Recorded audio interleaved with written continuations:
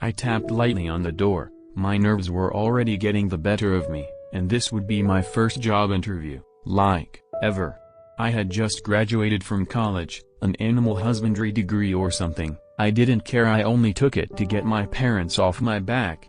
Now my parents were pestering me to get a job because streaming isn't a career. Stop being foolish, Jerriette. Scoff, what did they know? They were old, their late 30s. I had 2 active watchers and that would have got me by. After all, one would always donate. He'd caption the donations with "show us your boy tits," but nevertheless, it was money. Now here I was, standing outside the door of the big boss to the largest company in all of no media. What was I thinking? I gulped loudly and leaned in closer to the door, awaiting my cue to open the door, a bizarre blend of animalistic noises coming from inside. "Come in." His voice boomed in an oddly confused way, almost as though that assertive command should have been a question. Still I twisted the doorknob. I quickly focused on the center of the room. Sitting in a big boy business chair behind a big boy business desk was the most beautiful man I had ever seen. I stood there for what felt like hours, my eyes completely wide in awe. He was gorgeous. His slimy green face glistened under the bright office lights and his speckled yellowy eyes gazing at me inquisitively. My God, heart, stop beating so fast. His eyes following my body and face as I walked towards the chair in front of him, up and down, up and down. He outstretched his slime-covered hand. "Sit," he croaked, almost on command. I sat down, like a good little girl, neither of us breaking eye contact. My cheeks felt like lava, molten lava, and they probably looked like it too. His eyes still gawking at me for what felt like eternity. He was making the blushing worse. I could not take such aggressive looks, but my God, was it sexy.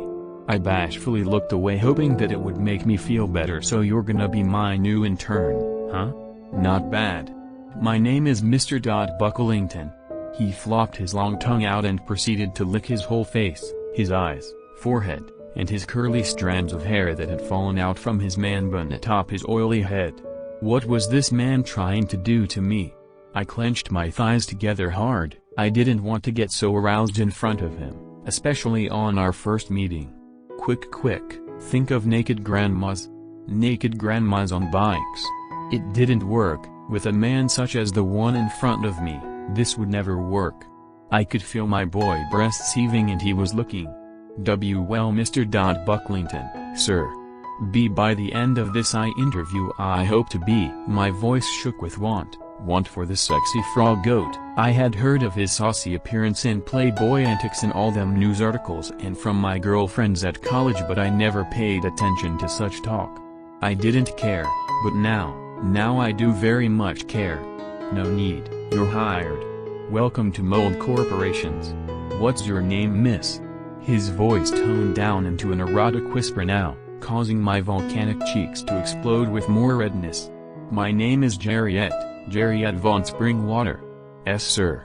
His eyes began to sparkle. My, your mother is the great foot model, isn't she? Katie von Springwater. Perfect feet. He mumbled and then tried to bite his lip, but he was a frog. He had no teeth, so he failed. The sloppy noise accompanied with the visual bite made the river in my knickers flood. My goodness, I couldn't take this.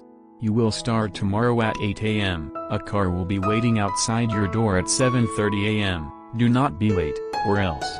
He seemed to trail off and whisper something underneath his breath, smirking afterwards. He kept eye contact as he arose from his big boy business chair. "Here, I'll see you out." As he moved from behind the desk towards my line of vision, I let out an audible gasp. His legs, and his goat legs. They looked so soft and furry. I shook my head, trying to get the idea out of my head of me rubbing against them like a little kitty and purring. I was pulled out of my head shaking by a hand being placed in front of me, his greasy webbed fingers pointed like dainty ballerina feet. I took it, my head and heart thumping with excitement as well as somewhere else. I did my best to act nonchalant. "Come on, Jerriette. Just 2 more steps. Don't think of yourself writhing under them long damp fingers. Think about your parents." Finally, I thought as I finally reached the door. "Safe journey, Miss Jerriette. I can't wait to see you early tomorrow." He gave a slow blink and a smile, then closed the door.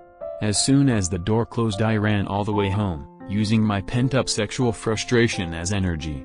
Finally I reached home by the evening. They were so happy at my new job and the prospects of lots of money. I didn't eat anything. I went straight up to my room, and here I am now, lying in bed, hugging my frog plush, pretending it is him, Mr. Bucklington.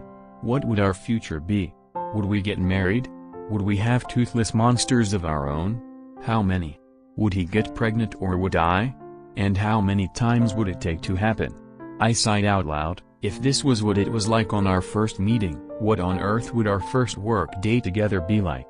With such a sexy boss as well, my God, this will be tough.